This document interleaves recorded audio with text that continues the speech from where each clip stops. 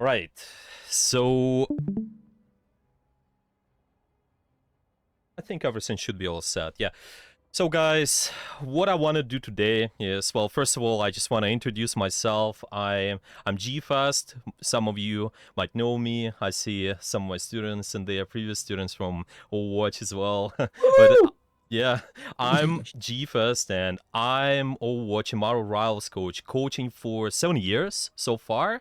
And I'm also a high rank player myself too, top 10 at the moment on, well, been top 10 on Overwatch too, but now Marvel Rivals just high ranked at the moment, and I got quite a lot of play time, and I think a lot of fundamentals from Overwatch, those are transitioning pretty. You can transition all of those to Marvel Rivals as well. So I will be glad to teach those fundamentals and just make sure if you guys got any questions, maybe specifically about your character and maybe just some maybe more macro questions, bigger level, then feel free to ask those and let's just learn something. And hopefully even everybody today, including me, we can learn something today.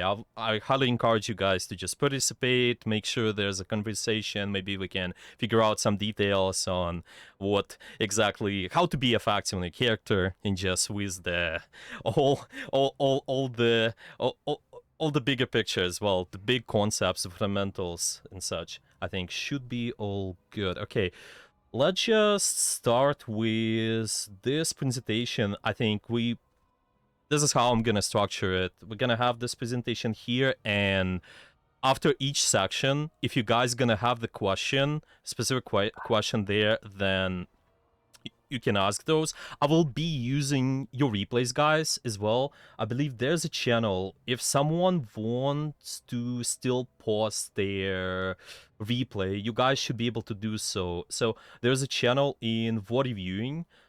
I think there are some players already posted in there, but just in case, if you guys want, you can also post yours, and I will be using your replay and just look at those replays through the lens of what we gonna discuss today. Yeah, maybe we're gonna discuss some specifics about the setup, or maybe we're gonna discuss some specifics about how to use cooldowns. Then I'm just gonna look at those moments through the lens of your replay, basically. And yeah, as I mentioned, if there are any questions, let me know. Okay, yeah. This is gonna be a simple presentation, like in school style. And you guys, let me see. Maybe we can use this academy chat. Yeah, I think we can maybe use it to ask questions.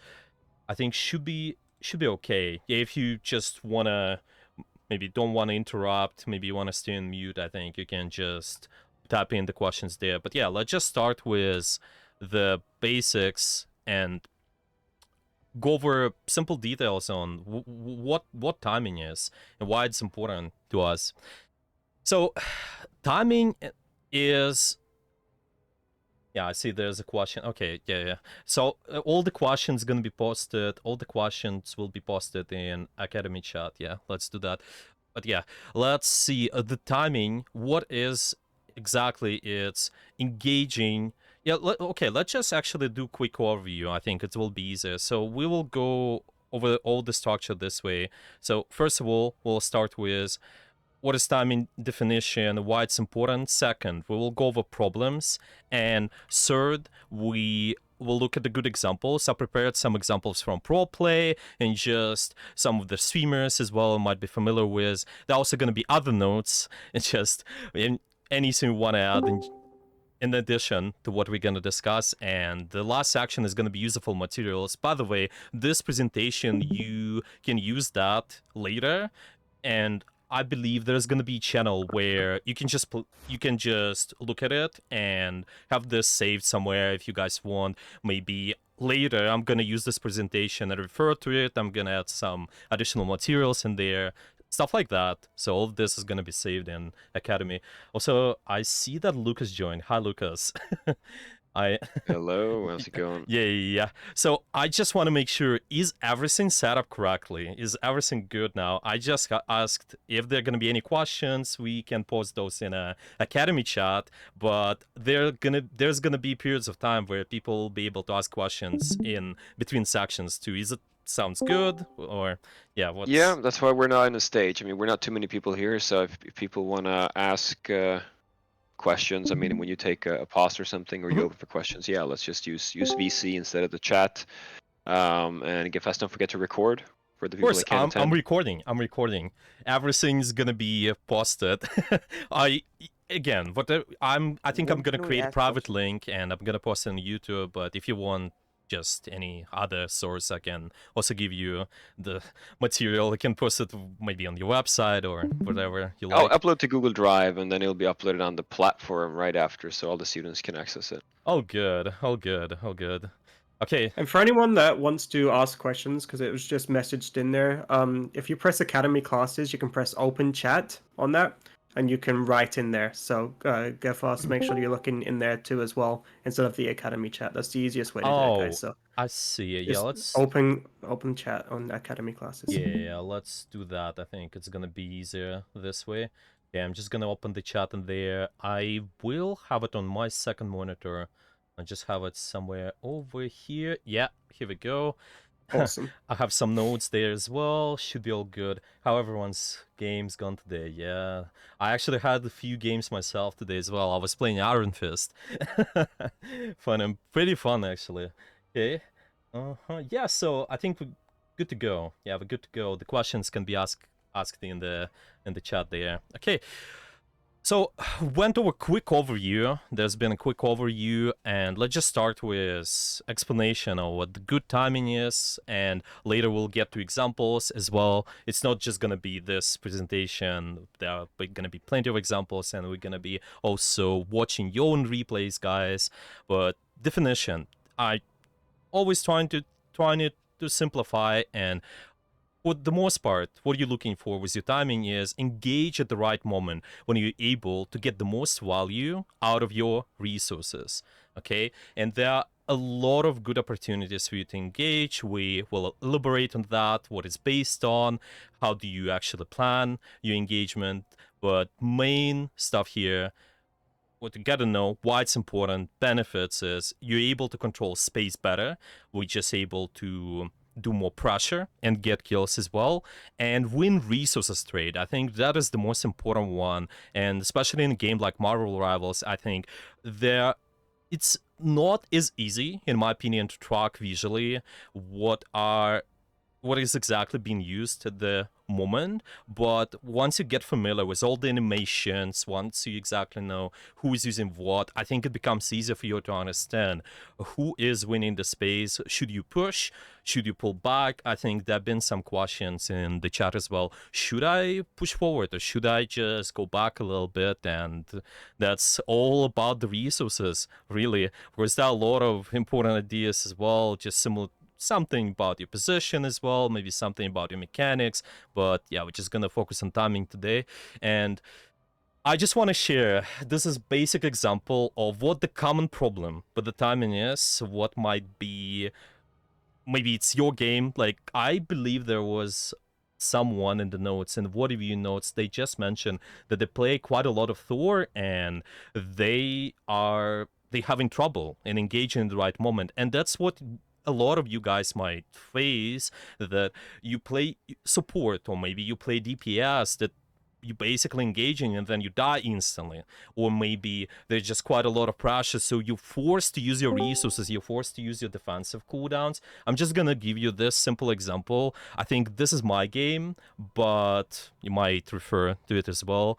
It's just recorded from, I think it's my Twitch. The quality might be not the best, but hopefully you guys are able to see it just fine. Okay, so but what happens there? Basically, I'm gonna finish a few enemies, and then later I notice that there is some members in the backline. There's a Groot and Cloak and Dagger, and I'm thinking, maybe I should push, but it's gonna be a really bad decision. It's gonna be a really bad decision because most of my team, they're simply not able to follow up, right? So what I could be doing better when I'm engaging and just maybe not synchronizing my pressure with the rest, I could just be maybe simply looking at what's happening. Maybe I could just potentially invest a little bit more time, be patient, try to set up a little bit better. And that's what a lot of you guys might face with this kind of problem where your team is in the back, but we are engaging and just getting all of our resources forced. This is kind of common problems, and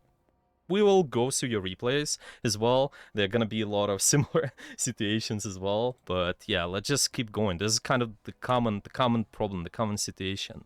Okay, now to be able to time your pressure, I think that the most important part for you is making sure you are set up. You are set up to fight. You are able to just have the good angle on the enemy, and it's about 3 variables in my opinion. Again, this is really simplified, but I think this might be good enough for the most students there and for the most players in general. I think even at the high top rank play, a lot of people, they just don't use those variables correctly. So starting with first, you need to have a good angle.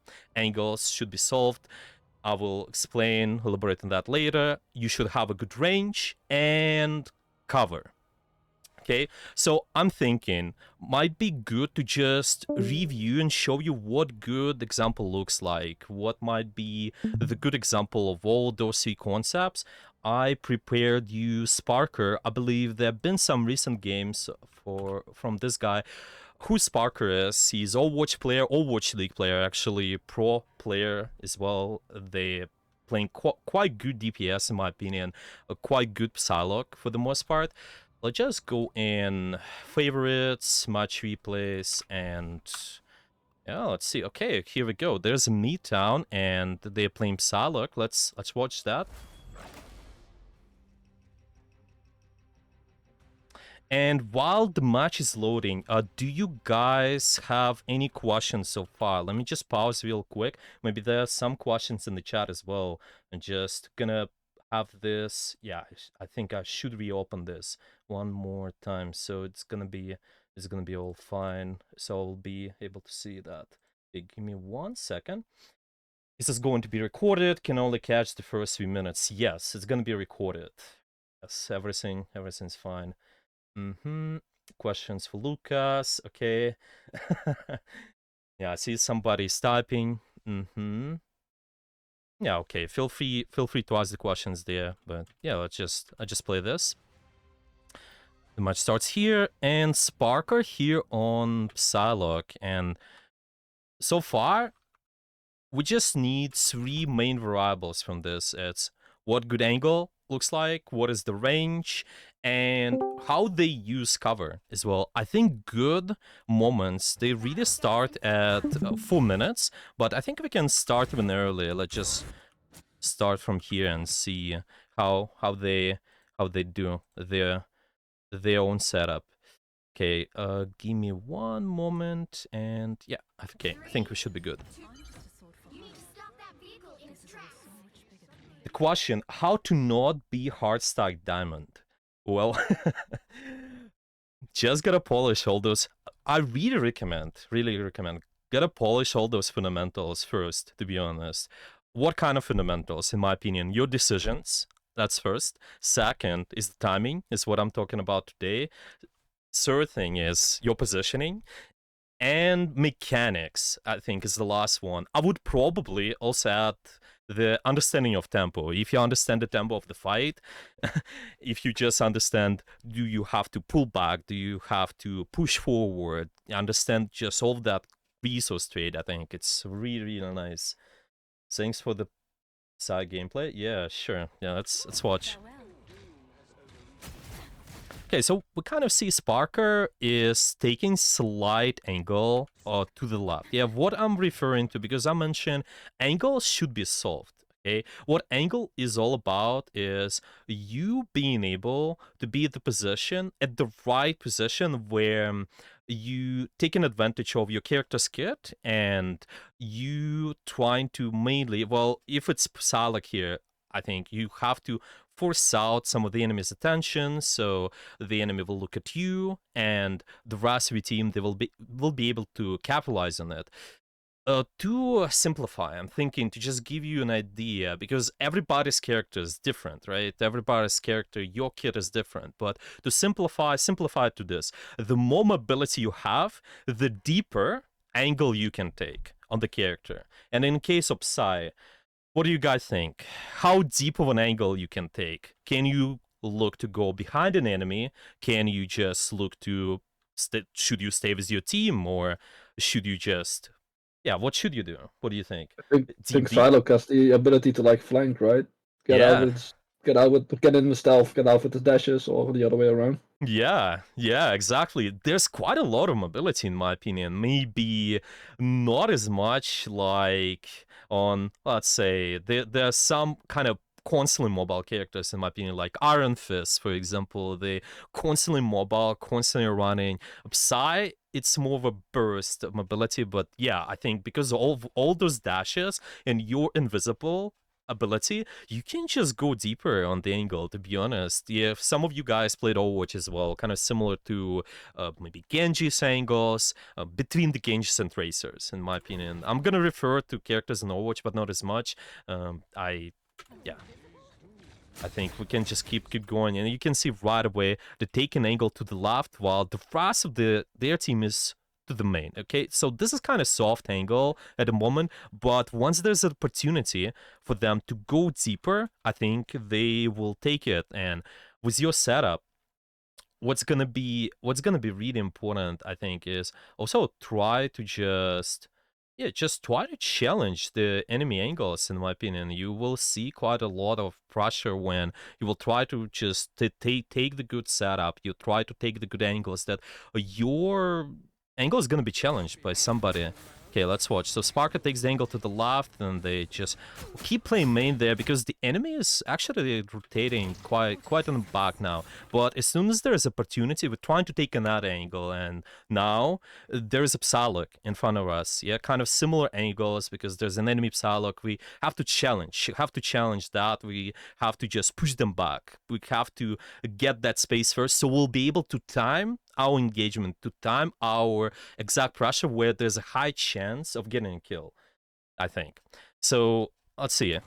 Sparker just lands a few abilities. Again, I'm not gonna dive into micro as much. I'm just gonna be purely focused on those more fundamental things there. But they kind of challenge the angle. They realize, okay, now this side they cannot take that deep of an angle on their backline, but later they still keeping track. They're still keeping track on what's gonna happen there, and got a kill on them. Yeah, and the setup now is ready. Basically, once you challenge the angles, you can try to go in on the enemy backline. You can try to just do something, whatever you want. When you have the advantage, you maybe got a pick, maybe there's some sort of ultimate you have, you usually can go deeper, and they start playing main at the moment. There's not much, maybe they could potentially move to the right side, but I think that's alright. When they have an advantage, you can ignore the setup slightly more. Yeah, the more advantage you have, the more you can ignore this angle part, I think. But now, because the enemy pulls back, we're kind of playing main, but once there's opportunity, lean towards some sort of angle. Yeah, lean towards the left. And I just want to skip through towards this exact example where what I've wanted to talk about a little bit more. Yeah, let's just watch again. It's gonna be similar situation when they will challenge the angle. I think they will challenge Hela. Okay, I'm just gonna push forward a little bit towards here. Okay, so there's a section on the map right after they captured the first point, and yeah, so this is where it is. We might know some of these players as well. There's Melio, there's also Only Lax, Saipe, and quite a lot of Overwatch players actually. They start challenging. So first, what they're trying to do, they're trying to take their deep angle. They making sure that they secure that, and later they will be able to capitalize on it. Yeah, the range of the characters, well, just for the Psylocke, yeah, for the most part, you're trying to stay medium range. Yeah, it's not too long range. It's kind of, your fall-off starts around 15 meters, if I'm not mistaken, and that's what you're looking for. Yeah, make sure the angle is soft, the range is soft. And another thing, which we didn't talk about, is cover. Yeah, cover should be really emphasized. This is what good players always do. They play with the cover, and I think if you just time your shot, so for example, we're shooting, just peek shooting behind the cover, start, maybe pressuring this angle later, then you minimize your hitbox this way. Really not as, you're not gonna be as, it's gonna be harder for the enemy to kill you. Let's keep it this way, okay?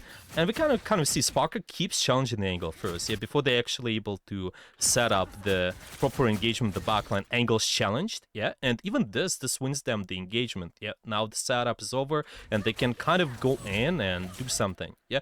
So all of this to just show you, to emphasize that setup is extremely important on your character. What angle you're taking, what range you're taking, what cover you're taking. Any questions about this example? It's just to show you what good looks like so far. But yeah, any questions about this? We can watch this more, by the way. We might have time to watch more of the Psy later. But I just want to make sure every role is covered, pretty much. Any questions in the chat, or you want to ask them right now? You can unmute. I will be happy to answer. Yeah, someone is typing. 2 people typing. Mm-hmm. You guys can also unmute if you're fine with that, of course. Sure, then I'll just go ahead and talk. Of course. I would find it to be helpful if I could see the opposite end of the spectrum, someone rather mistiming or challenging the wrong angles. Mhm. Because I didn't quite catch everything Mhm. I say. Makes sense. Yeah, let's do that as well. And this is what just our next part. I think we'll mostly do your replays. I think we're just gonna go through some of the replays on the channels, on the VOD viewing channel, and let's just emphasize this. Yeah, what bad looks like so far. Can Just you gonna. watch one of mine's? Oh, sorry. What was that? Can you watch one of mine's? Any? One of yours. Let me see. So I made some notes. Yeah, I think I will watch every replay today so far. Yeah, let me check. I will just go on the VOD viewing channel. Okay, I have something saved on the dock as well, and we should be all good. Who wanted to watch the replay first again? Can you Me. speak again? Me. What's your nickname in there? My in-game name. Oh, I see. I see you just posted one. Yeah, sure. Let's just You could watch watch that one. any. Yeah, You could yeah, watch yeah. from what game, anything. Yeah. We can watch that one. That one you posted, I think. Sure. Let's watch yours, and I also have some of the other replays saved. Yeah. I just kind of do this, go favorites, watch replays, and let's start with yours. It's fine. Search for results.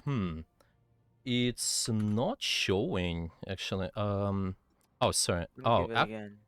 actually, huh. Okay, I am pretty sure this one is working though. Yeah. So it seems like your replay code is not working for some reason. Not sure why. Maybe it's a region, but I Let me believe put it in. in. I think I put the wrong one in. It's okay. We can look at it later. No problem. Let's start with this one. So, to just emphasize the importance of setup a little bit more. Yeah, let's just look at. There's a replay's name. It's called Ego GMC player, and they play Magneto. Yeah, they play Magneto. They asked if. Let's just see what their notes been.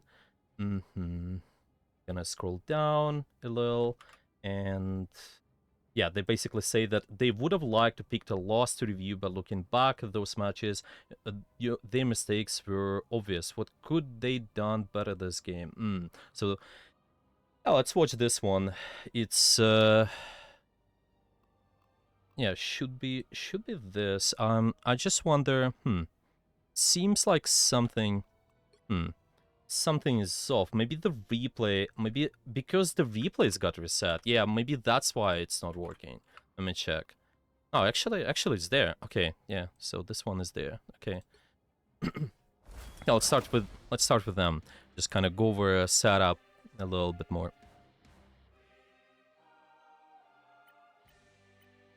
Okay, jump in here, and yeah. So this is Magneto. This is another thing. Just another rule, but same ideas: range, angles, and cover. I think here we can emphasize the cover a little bit more, since because you're playing more stationary tank in there and you don't have as much mobility. So what angles you're gonna be taking is mostly closer to your team. You cannot go on too deep of an angle. Like we've watched Sparker, who could just go on a really deep angle. Yes, that was a good example of what they do, but this is a different character, more stationary, because you have less mobility. You're gonna be playing closer. For the range, it's mostly gonna be long range engagements, and you want to, if anybody again played Overwatch, it's kind of similar to Sigma's engagements, in my opinion. So let's watch. Okay, so they start in with the shield there, go for the pressure on the back, start pushing, a little bit taking space there, yeah. So this is GM3, by the way. This is a really, it's a, if I'm not mistaken now, 0.1% at the moment. Okay, so they keep poking, turning around, checking what's going on behind the corner, and then using the barrier. And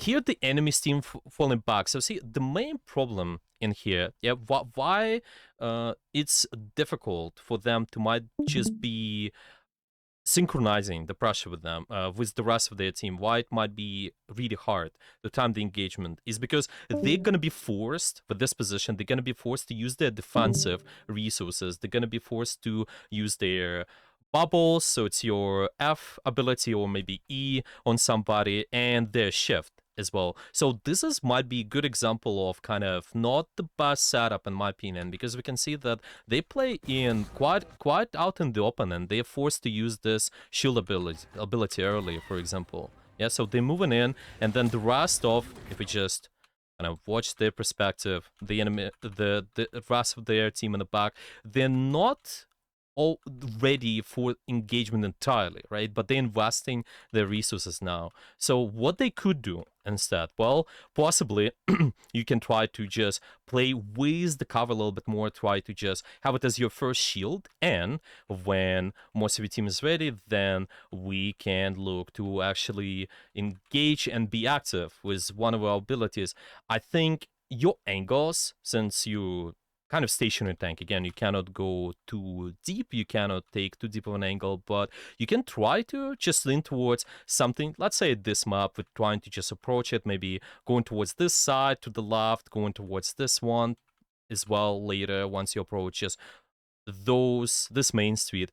What it does is it forces an enemy attention, it forces the enemy to look at you. And I really want to make sure, because I want to emphasize this, when you're using cover and you're using it really well, but you use the right range. So maybe we would start somewhere around here, later we would push somewhere around there, but or even this one can be okay at the start. But because you use cover really well, you're not forced to use your resources at the bad moment. You, in my opinion, should be thinking about your resource as an opportunity for you to stay proactive with the position. So to speak, if you take a proactive position somewhere, it doesn't matter what character guys you play on. Maybe you play Thor, or maybe you play something like Psylocke. Yeah, there's another example of Psylocke. They're taking an angle. Yeah, once you took an angle, then your resources allow you to stay on the angle. Your resources allow you to stay and just exist on where you are. Yep, and that allows you to time engagement with the rest of your guys later. Yeah, so you're not forced to use your resources too early. So what they could be doing, I think, yeah, let's just hard corner a little bit more, in my opinion. Yeah, let's maybe do that, for example. Maybe they could just, as I mentioned later, try to move towards the left side later, but See, this is kind of an example of just being careful. I think your shield is not as important compared to something like your bubbles on Magneto, but you might just think about it, for example, like using it for rotation first, and then later you can look to do something with the rest of your bubbles once your team's ready. So we can kind of see, because they at this position, okay, so they use the shield, and then there's gonna be the rest of their team later there. So they're kind of ready to just collapse now. So see, this might be exact time when you can look to do something, but if you have cover, then you minimizing your hitbox and you making it easier for you to survive. Basically, with something like Magneto, for example, maybe even Psylocke, because you have a lot of burst and you have a lot of time between the shots, you can just shoot and go back, shoot and go back, try to hide behind the cover. I think it's really important. I'm thinking, yeah, so we have enough time for other as well, for other replays. Let's just kind of watch, because there's quite a lot to cover. Let's watch any other example as well. I have I it on the DPS. Oh, what was that? Sorry. My bad. My bad. Oh, I see you posted the code. Yeah, we can watch we can watch that later. That's okay. Yeah, I just wanna, because we watched the tank now, I just wanna watch maybe another DPS. I'm gonna pick the earliest ones. Let me see. Yeah, maybe something like this one. Let's do this one. Customize. Yeah, let's go here. Replace. Okay.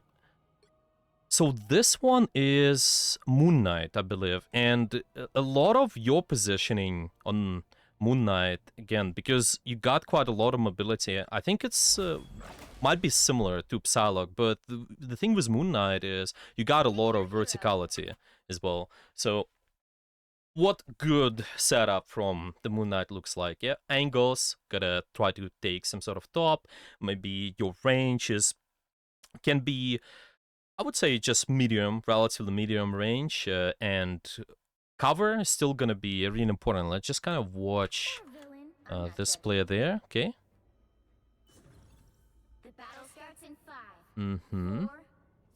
Let's take a time, so some time to load. Okay, should be all good. Okay, so first of all, I think they missed their rotation, but it's fine. Again, the details, I think it's not that important, but because we want the good setup, I think it's still relatively, if you use your abilities in correct way, especially for early rotation, I think can give you quite a big of advantage, especially with those kind of long cooldowns. Your F ability just drags you somewhere, and you're able to set up faster, but it's fine. Let's just watch what they do currently. Yeah, let's maybe push forward a little. They take an angle in the main, start pushing, and now we expect them to do what? Try to take somewhat of verticality, try to take more of a longer angle, kind of long to medium range angle, I think, yeah? So this is their setup, so they will be able to time the engagement of the rest of their team correctly.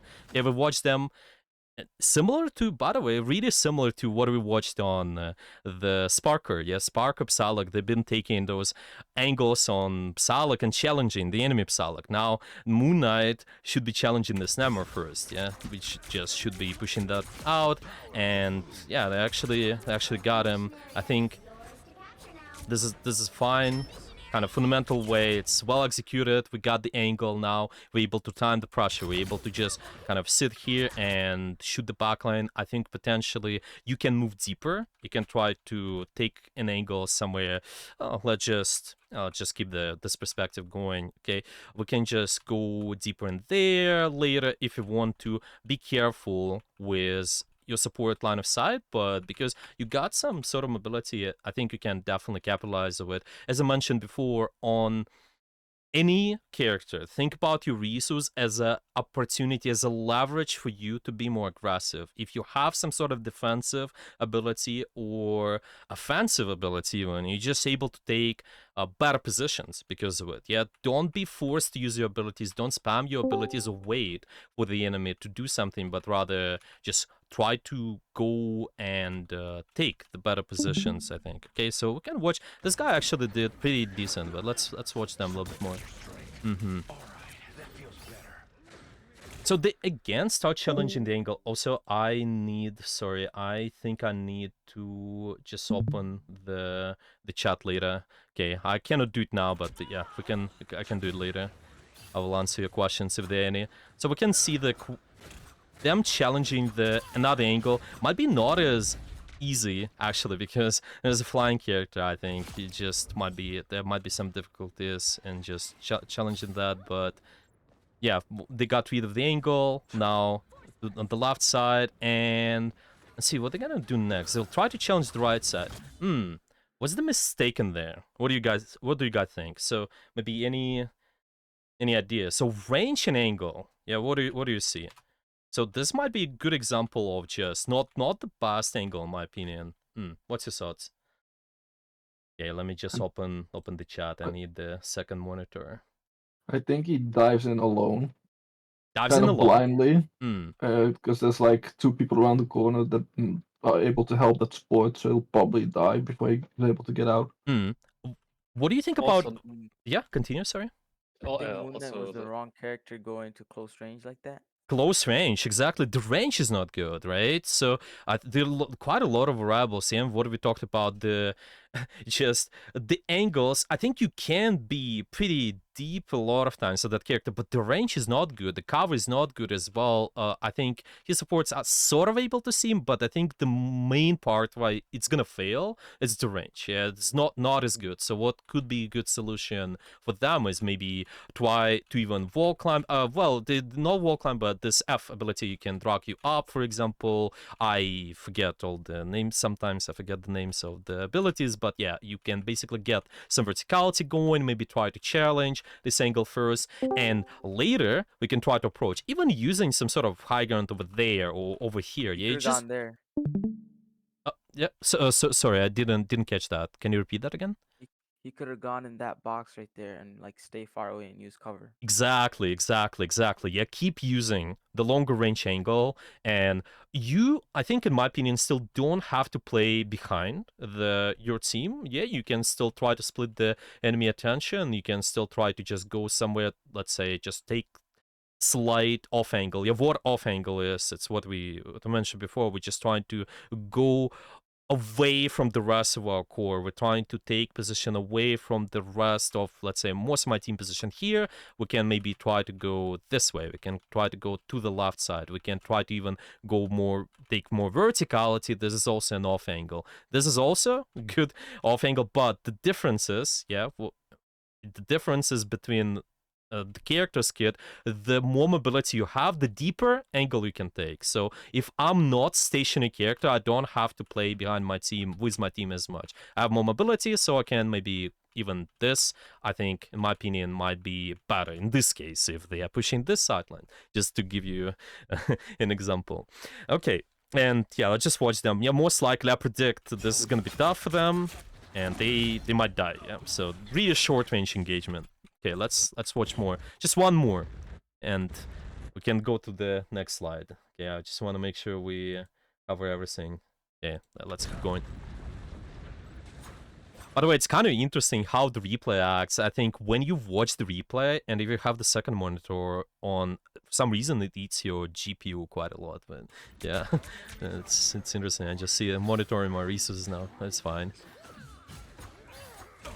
Okay, so they start on the main, and at the moment, it seems that not as comfortable in my opinion, yet it seems that you could be slightly more to the left side. You could just be slightly, again, covering more of a long range this way. This creates another angle, and obviously there are some members missing, like we just the tanks are dead. Yeah, the Groot died first, the Doctor Strange died second, so you cannot be as active at the moment. But still, try to make sure your setup is solved first. In my opinion, the most important is if you have the good angle, then you will be able to put more quality pressure most of the time, I think, and it's gonna be easier for you guys to learn your abilities. Doesn't matter what you have in your kit, you can just use your resources in a better way. Yeah, I think let's just exit this. Maybe again, if you guys want, we can watch more. I want to make sure we cover most of the replays there, but let me just. I give you one of my good games because I just want Hmm? to know how bad what my goodness is. I don't know if you know what I'm saying. Yeah. No, it's fine. Yeah, I think I'll watch yours as well. Yeah, let's watch yours next. I will just do. Yeah, let's just go through the presentation and maybe for the next thing, and we're gonna cover. Yeah, we're gonna cover how to synchronize more effectively. I will watch your game. Should be all fine. Yeah, let's keep going. So let's go back to the presentation, and here what we basically covered, yeah, so far. Angles, range, cover, most important, being able to set up first, so you'll be able to time your pressure. Some good examples. By the way, this is going to be saved here. You can use this presentation to your advantage. And I'm also going to send you the summary document. There's going to be channel, but yeah, so far we covered this, and just went over some of the replays. Now, the most important to be able to time your engagement after you set up, especially after you've done your homework, after you have the good angle, is try to time your engagement with the tank. If you're DPS or if you're support, especially, it's really important. Most of the characters now currently DPS. Well, it's called. I'm just gonna refer to damage category. Okay, I do not use the exact terms like it's in Marvel Rivals. Yeah, how this category called now? Yeah, how DPS called now? But I forgot what's the name. But yeah, It's Vanguard Duelist and okay. support. Yeah, okay, yeah, exactly. I'm just gonna refer to duelist as a damage category, okay? We're just gonna make sure there's gonna be no confusion, okay? And when you on DPS or support, yeah, duelist or strategist, yeah, I think that's how support's called in this game. Trying to synchronize with your tank is extremely important because your tank is absorbing pressure. They're absorbing all the initial attention, and because this is happening, you're just able to stay alive. It's easier for you to exist on the angle and just make sure you use your resources in the correct way. I'm thinking most important out of this, again, not diving into much of the details, is just when you're tank engaging, is try to follow up after them in 0.5 seconds. You can just have this sort of rule where your tank is in and you 0.5 seconds later trying to follow up. To be able to do so, you need three things, in my opinion. One is try to anticipate where the fight is gonna take place. It's just trying to predict based on what kind of characters you got. Maybe let's just say we can choose any random replay again. Let's say this one from Sparker. Yeah, the one we watched. Okay, let's go here. Match replays. Show this. Okay, so even based on your comp, you can make some predictions of what is gonna look like. For example, here we can see Magneto, Doctor Strange, quite a lot of kind of mid-range, long-range poke. There's a Hawkeye as well. This is mid-range as well. Those characters, I think, relatively as well with the Lunar Snow and invisible movement. I think for the most part, this comp is more longer range oriented. That's completely fine if you take more longer range engagements. And because you can make those predictions that, we have a lot of poke potential. Yeah, maybe we have a lot of long range potential. You can anticipate where the fight is going to be. For example, yeah, to just maybe even every time you can press tab and just check. Yeah, you can just check and try to anticipate where the fight is going to take place. The most important, in my opinion, though, is try to check visuals and listen. Listen to sounds, whatever is happening on the field, and this way is going to be easier for you to time things. I believe there was a replay, and I'm going to use that first Yeah, I remember that you teach. Yeah, I'm gonna use your replay as well, but I really want to emphasize the timing. So I'm gonna use that example on Thor first, and we're gonna go over that later. But to just show you what good example looks like, I saved you some of the tank gameplay. It's I think it's from my Twitch, and this one is gonna be from, maybe you know that guy. He's called Dafran. He's currently top 10 on support and also quite good on DPS at the moment. I think they played. They have quite a lot of characters in their pool, mostly hit scan. They're quite good on hit scan characters. So yeah, let's just watch some wood first. Okay, to show you good example. Let's use this video. And yeah, I'm not sure if I said that, but comms can also be important, but do not stress it a lot. I think the higher rank you are, the more important it is. And basically, comms are affecting your play.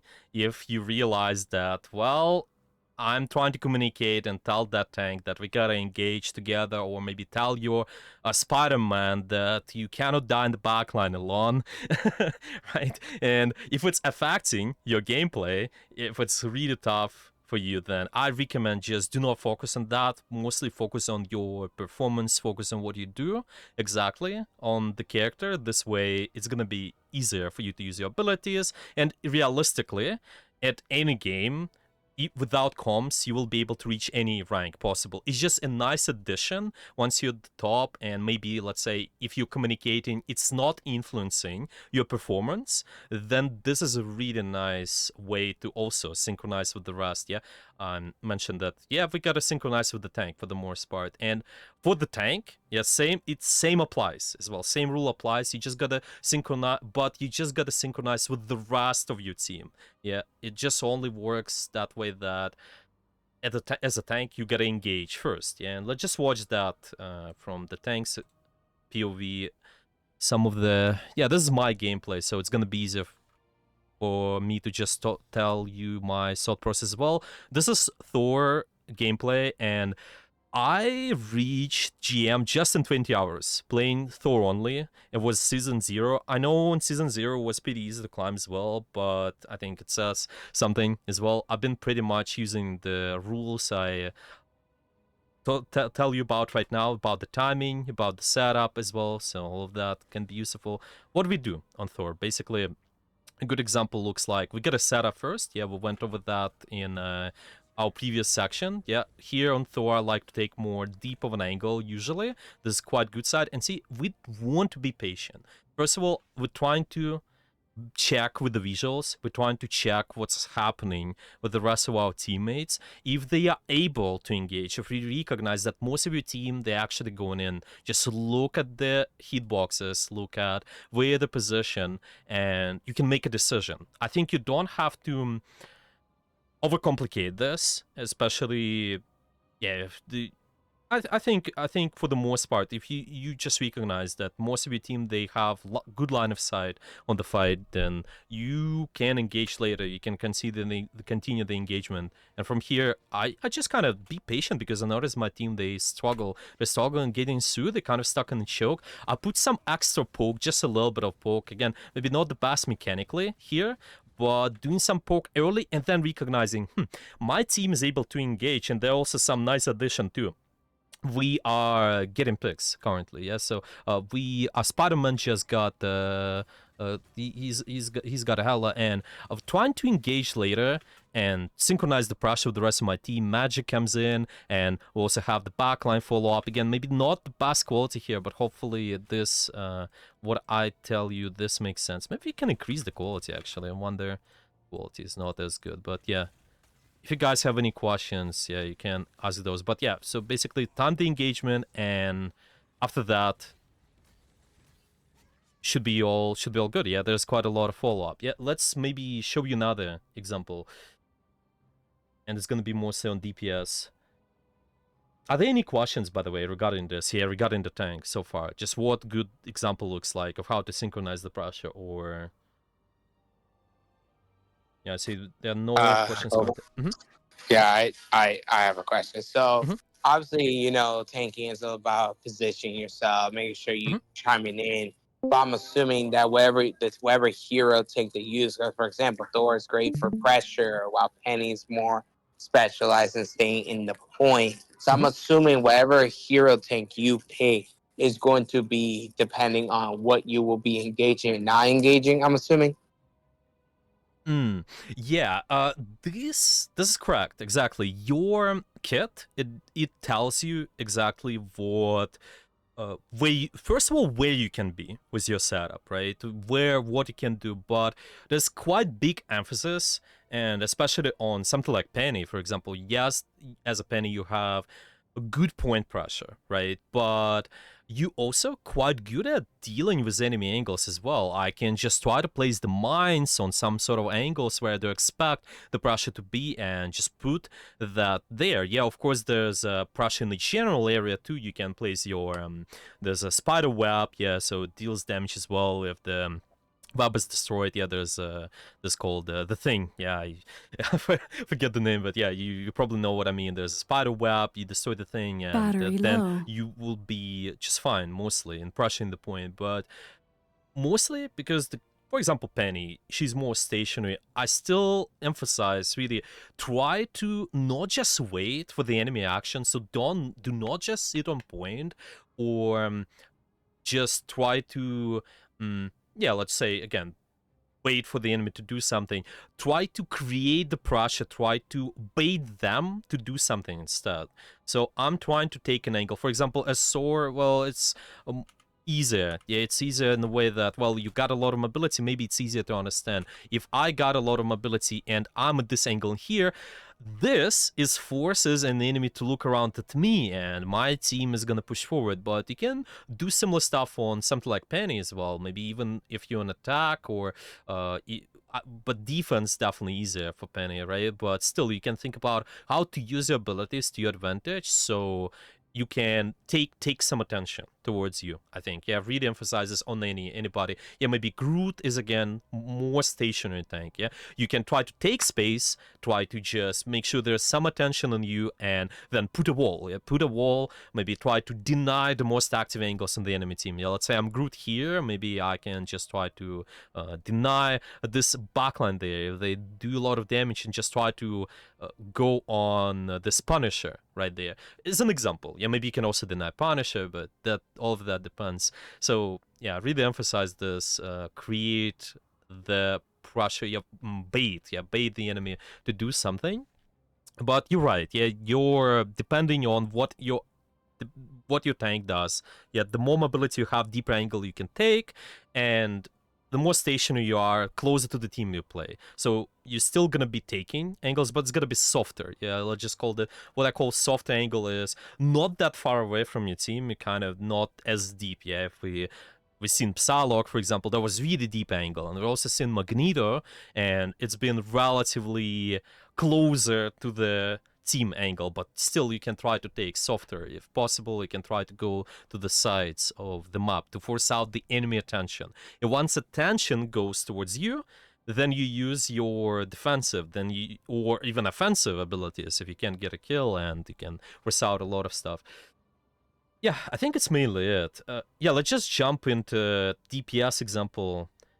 Want to make sure we followed this presentation. Yeah, so we went over this, making sure we check individuals, listen to sounds, and yeah, communication wise you can obviously synchronize the pressure together as well. But for DPS, let's watch this one.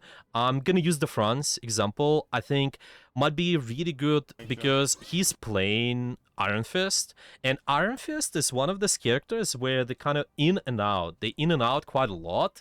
And if you time your pressure correctly, then you're able to get a lot of value. But if you miss time your pressure, then all the attention goes to you and you just die instantly, even though you have the block ability.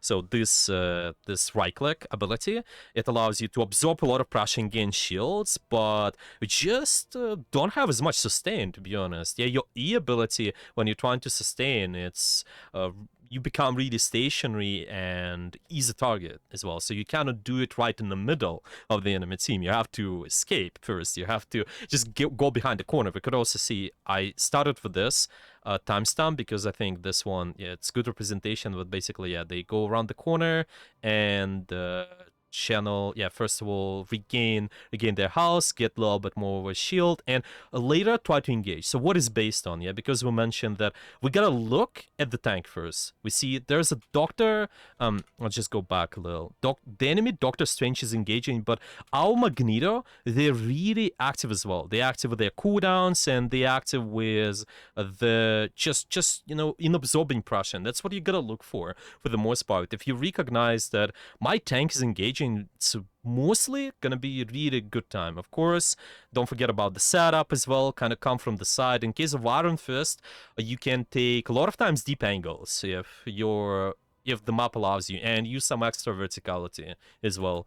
But this angle, this might seem a little bit awkward, but the rest of his team is here, basically on the right side, and he's to the left slightly. He's starting to punch the Doctor Stranger, but mostly, yeah, it's because a good opportunity because my tank is engaging. I recognize, okay, my tank drags a lot of attention. They go in the back line now and escape. But see, why they get escape? It's not only that they lost their resources, but now my tank is no more active. See, they're also searching for that information, like we mentioned, checking visuals and checking with the sounds as well. That is something you can look for. Top players, those are really good at that, and they recognize, the rest of my team, they may be not as active anymore. I can try to just fall back. Yeah, that might be a good time for me later to fall back. You're always gonna use the downtime to make sure you check what kind of downtime with Iron Fist you have. Well, maybe when you're blocking, maybe when you just don't have as many cooldowns behind the wall, for example, so you can try to escape during this time if you recognize my tank is no more active. And see, they set up again. They gotta take an angle and recognize, first of all, regain my ability, make sure we set up, regain the HP, and my tank is active. They using shields, absorbing all the pressure, and we free to go, basically. We're free to go and engage. Okay. This is just basic thing, but yeah, the one shot die because there's quite a lot of pressure, but I think really good examples in and out character. Also, I hear Sergio Hawkins, can you mute, please? So, yeah, thank you. There's just some noise in the background. All right, any questions about this? Any questions about this section here? About DDPS, what good looks like? Did he do everything perfectly, or was there anything you could say that he could have survived? I would say, yeah, let's we can break it down. Actually, I personally a lot of times don't like when you engaging, and especially with Iron Fist, when you out in the open and open too many characters, because there's a lot of pressure on him. Then he might be forced to use his defensive cooldowns, like your shift. Your shift is defensive cooldown. You gotta escape, and well, not necessarily always, but it's good. It's good to just use that to escape a lot of times. Or your right click, it can be used early. I don't personally like playing out in the open. I would try to isolate something and engage on them on the backline more. So You this think he should have gone with the Wolverine in the back? Should they go for Wolverine in the back, you asking? No, with his Wolverine. His With Wolverine his- went to the back. In my opinion, yeah, actually you're right. And this is the part of the timing as well. This is more advanced part in my opinion, but pretty much to explain it, sorry, I hear some noise in the background. Somebody's eating or something, bro. If you guys have some noise in the background, please, if you can mute, that's I think slightly better. But yeah. Basically, yeah, with Iron Fist, because you have a lot of mobility, and if your angles are similar to maybe something like Wolverine, in my opinion, your angles might be similar, because Wolverine, a lot of times you like to go deeper. Usually they like to grab the tank. They like to grab the tank and just go and try to displace them.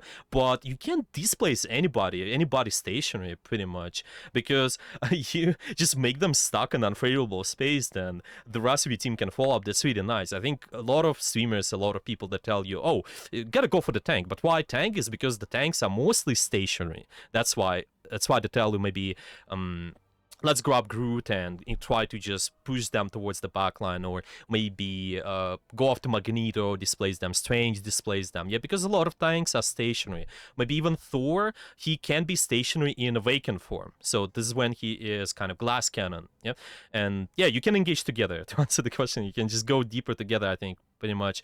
Try to wait, isolate, and go in the backline. I think he's slightly earlier. The tank receives a lot of pressure, though, but in my opinion, yeah, you can wait slightly longer, extra second, in my opinion. Again, it's still hard to, in this environment, to exactly synchronize sometimes, and everybody's learning again, but that's fine. When you're a tank, what should you do against a super aggressive die team as a Thor? Should you do against a super aggressive...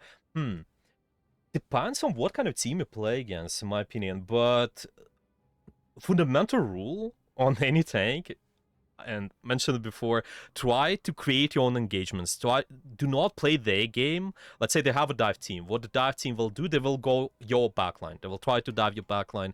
I would go against peeling for your backline too much. Rather try to create your own plays and make the enemy team chase you instead. A lot of times, most of the time. Of course, there's some situations when they can peel, but I'm just trying to say most of the time to generalize it. Venom, Spider-Man, Star-Lord, yeah, I see. Oh yeah, kind of annoying comp, really. And you cannot chase them. You cannot chase them with Thor. Because they have more mobility than you, so it does not make sense. If you're trying to just peel for your backline, whereas the Thor try to go deep for the Venom, Spider-Man, yeah, it's hard. I think create your own engagements, force them to go on you, and it will be real nice. Well, once you realize they use their mobility, that's when they are easier for you to get a kill on. And usually you're going to be using your Awaken form, you're going to be using your... Yeah, I think it's mostly Awaken. But for the tanks, obviously sometimes you can displace as well with your Thor, Hammer as well, but depends the situation. Yeah, any other question? Yeah, I have a question. Usually I play Thor too, and I try sometimes to sync with my team and engage, trying to reach the back line, maybe from a flank, if possible. But sometimes I feel that maybe my team anyway cannot follow up. Maybe also because there is some enemies that are putting pressure on my back line, maybe a Black Panther or whatever. And for this reason, I feel like that I'm 1 versus 3, 4, and sometimes try to disengage is not simple. So this is a problem that I feel that happen often. Oh, you actually the one who posted the replay as well on Thor, right? Yeah. I'm gonna use your example later, actually, too. we're gonna use that. Yeah. But to answer your question, sorry. To answer your question. Go ahead and answer him. Sorry. Can you repeat that again? My bad. Go ahead and answer him, and then I'll answer. Yeah. I will answer first, and then I'll go to yours. Okay. To answer the question about Thor, what happens? Yeah, what happens if there are a lot of people? Well, I think mostly, and this is I mentioned the part about this one. Make sure you look around and check with the rest of your team. Yeah, making sure that they're able to follow up on what you do. They're able to follow up on your pressure. I actually have some additional examples saved just in case on something like Thor, for example. Yeah, let me see. Maybe this one might be good. Might be a little bit interesting, but let's see. Yeah, maybe to use this one. It can go for any character, but this one is really creative, but still applies to the rules I mentioned. Making sure that most of your team engages, most of your team is ready, and then we go in and do something, and we go in and depends on if you want to use your shift or you want to use your awaken. But really, when most of my team is ready, I recognize that's interesting spot. By the way, I don't think it's available anymore. I think maybe because of me, but no, actually I don't know. It's just not available anymore. But this spot is pretty much you can use verticality and try to go in. So most of my team, when I recognize they're ready, I think I could wait slightly more, but I engage, and because all these guys that actively engage in my team as well, there's quite a lot of pressure. I'm able to get a lot of stuff done, and I will force the enemy to also look at me, and all of that. Maybe they could have played bad as well, like Hala could have escaped, but I think there was a big surprise for all of their backline. I think there was a season 0 game around somewhere. Diamond, I think that's when I started climbing, and then I re-GM in a few games later. But yeah, it's just really most of your team is ready. Try to go in. Yeah, to give you another example, kind of similar to what I mentioned this so far. And yeah, question from Teach. Teach, yeah, go ahead. So would it be smart for Thor in that position to just stay in the back line, because you know the DPS are gonna dive there, the Thor like Venom and everything. Yeah. They're gonna dive your healers. So would it be smart to just stay there, or would it be a bad idea? Yeah. So you see this one, this one really depends on the context. I think again, most of your angles on Thor is gonna be, this is what I like to call more 90 or 180 angles, more leaning towards 90, kind of perpendicular to where your team does the pressure. So if I, for example, use this as an example, we at this position here, let's go back a little. Okay, I think, yeah, we start the pressure and my team comes in here. This is more 180 angle now relatively to the choke. What 180 means again? I force these guys, the enemy team, to look 180, look around completely. So the rest of my team is able to push, as an example. And I think a lot of times it's nice. And using additional verticality helps that as well. If they have to look up, this again, splitting their attention, real nice. But as long as you have cover and relatively short angle to where the fight is gonna be, so the range for Thor is mostly short range, and you synchronize with the rest of your team, I think you're good. I think you can even stay at those positions. Deep might be creative sometimes. Of course, you have to experiment to see what angles work, what not. But if you have cover, short range angle, and yeah, most of your team is able to follow up, usually you're fine. Usually you're gonna be good. Yeah, hopefully that So as answers. a tank, my job is also to like, take their attention alone. Of course, this is the main job. Absorb attention and make sure you stay alive while your team is capitalizing off your pressure. Again, depends on what kind of tank you're playing, how you do that, but this is fundamental job on any tank. Maybe if you guys Like I don't play. have to be the shield for my team, but rather it's more important to be the attention. Exactly. And this is why I really gonna mention it again, so it's emphasized.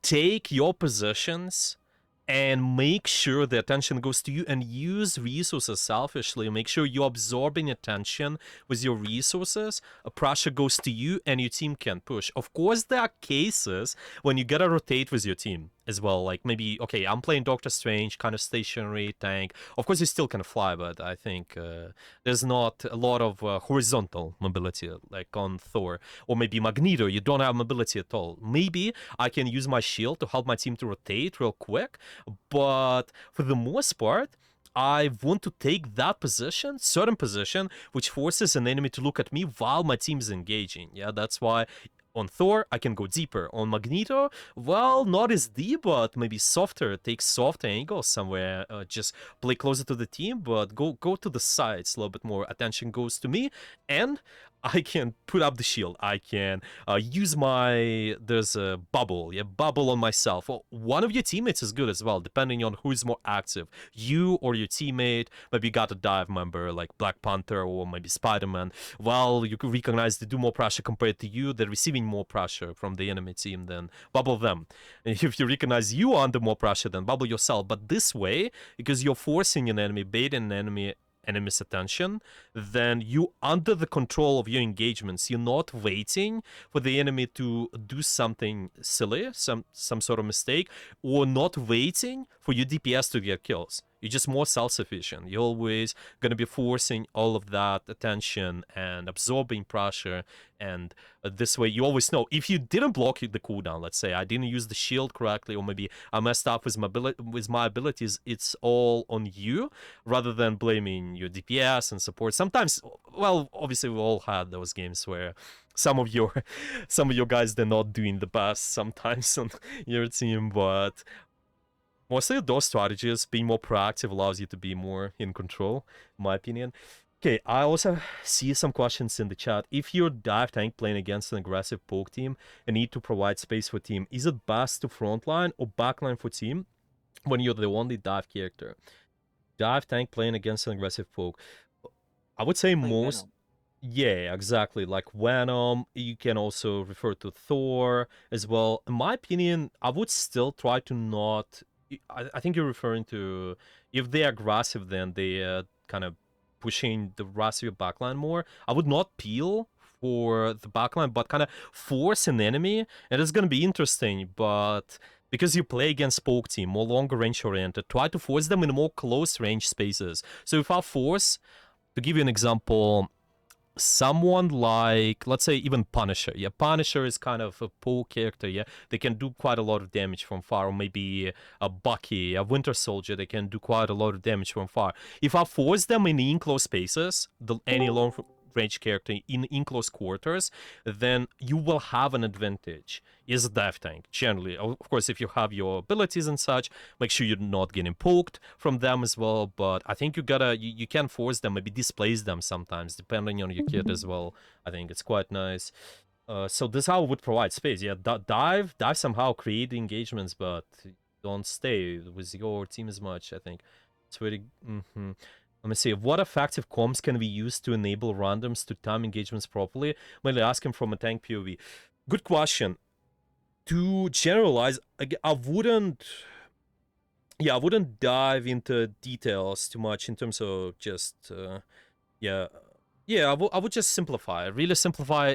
Tell your team three things all the time. What are you doing, when you're doing it, and where you're doing it as well. So I'm a Thor, I could communicate this way that, okay, I want to set up an engagement on their backline.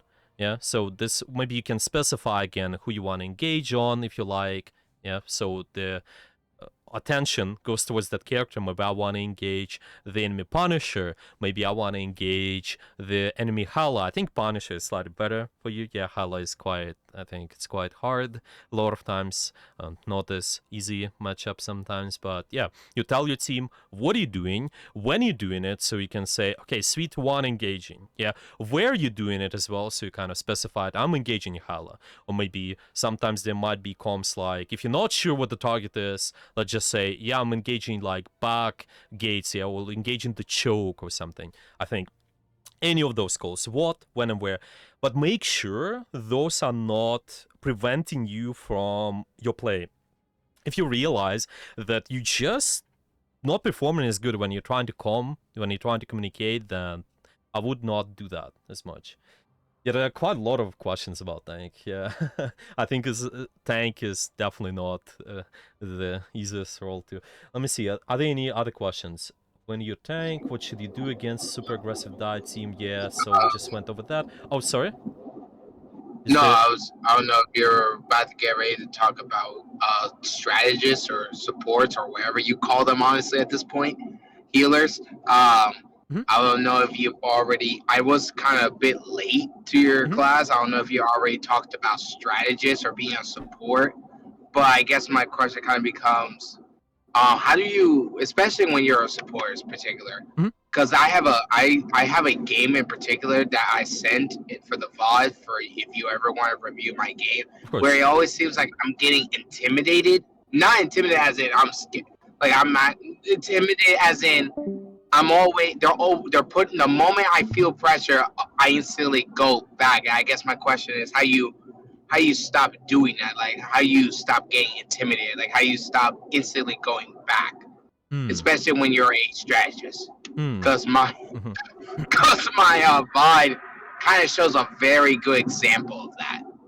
Yeah, good question. Good question. I think most of it, and to emphasize our previous concepts as well, to make sure you're able to maintain your position, you're able to maintain your angle. If you have confidence that you have your resources, you just know that you're leveraging those resources to bait out the enemy's attention. I think that's quite nice. Again, this is more general lecture. I'm not exactly covering like every role. I think all of this it's applicable to any role. Of course, there are some differences between the tank and DPS or support, but DPS section and support are quite similar. It's just depending on how much mobility you got, yeah, what kind of kit you have, but the idea is the same. Take the position with your character and make sure you play with the cover, because you have cover, then it allows you to stay alive longer, which is able to exist. We're able to exist and then go longer, and you have more confidence. You're not just falling back, yeah? You're not falling back towards your team, but using cover is your fallback option, allows you to stay alive, yeah? And because you have your resources, then it's easier for you to stay alive as well. It's easier for you to just exist on the map. And I think we can use some of the goes through the wards as well. Yeah, this might be good ward review time. Yeah, let's just go through the wards maybe. And let's start with Thor. And there's was, yeah, I was promised to look at Teach example, and we can look at the support later as well. I'm a Yeah. DPS, just so you know what I'm playing. DPS, yeah, I think might be slided, but let's see if there are any support. Do you guys, can you help me out I actually? can give you a support player one if you want. Well, if you want to, yeah, because I promised, yeah, let's I'll do give it to let's you. do that, yeah. Let's look at the support. Let Yeah. me find it. Give me one Mhm. second. It should be my history. Playing Adam Warlock, I think. Mm-hmm. Yep, Adam Warlock. I'm just give you a bad game. It's just me playing. This one? Yep, Adam That's Warlock. okay. Whatever game. I got it. Let me just copy the ID 10432. Yeah, meanwhile, if you guys have any questions, post those in the chat as well. Okay. Happening in I'm not a support main, but I had to because my team comp wasn't it. But here, I put it in the chat. Yeah. Let's look at that one. Yeah. I have like 6 hours on this character. Sure. Max. Okay, and your name. Your name there. My name is Teach Teach 101. Yeah. Let's look. Again, we're gonna look through the lens of let's engage with the tank. Yeah, let's make sure most of your brush is synchronized with them, and maybe the previous stuff we talked about, like your cover, making sure that we have the good angles we can use as well. I think quite important. Okay, let's wait. Okay, let's take some time to load, and yeah, I think should be all good now. Okay, Teach. Oh wait. I think you swapped the Punisher, or did you? No. At the beginning, I did that for a reason. You'll see. I was just using his turret in the where he can't Oh, so damage you. yeah. I understand. Yeah, so we kind of just push the enemy. Okay, I understand. Yeah, push And it the enemy worked. away. They Yeah, we can. moved back. Oh, sorry. What was that again? And like it worked. They moved back. Yeah, exactly. I think it's a good move, actually. It might be a good move. If they're spawn camping you, yeah, I understand. So you did this, yeah, for anyone wondering. So we use the tour there, pushing the enemy out if they're playing really close, I think. Might be okay in some cases, why not? Later can, yeah, just see once you jump in on the Adam, you don't have as much mobility as Adam, but you're quite a long-range character, and provide a lot of burst, in my opinion. So again, you can take those angles, which are softer, closer to your team, but longer range as well, or longer range oriented. You can do a lot of poke with your burst ability. It's your right click. You do provide some of the sustain to your team as well, of course, the support, but let's just watch from the perspective, yeah, from are we engaging the rest of our team, yeah? Now we can see your Doctor Strange is pushing, for example. Your Doctor Strange is taking space, and I think this might be a good time for you to start rotating. That's why I say because you watch your tank is engaging, them using defensive cooldowns, recognize, are there good opportunities for you to take space, yeah? And I think might be okay to, for example, trying to move towards later, trying to move towards the sections here. I think you can try to just kind of maintain this a little bit, but once this happens, try to at least, even if we play this corner, try to peek out a little bit more, so there's more long range potential, so using this to your advantage, yeah? That's why it's important when your tanks are using those defensive abilities, you can just push up, take space a little bit more. Yeah. And so we kind of taking space there. Yeah, this looks decent. So you take angle to the left, provide a lot of poke, yeah, and play within the cover as well, and when your tank is pushing up. So this might be a moment where it's a little bit interesting, yeah, because when you push in and recognize my tank is really low, my tank is out of defensive resources, maybe they're low on health, they maybe don't have their shields up, try to play more defensive, but not defensive in the way that you have to fall back, but play closer to cover after.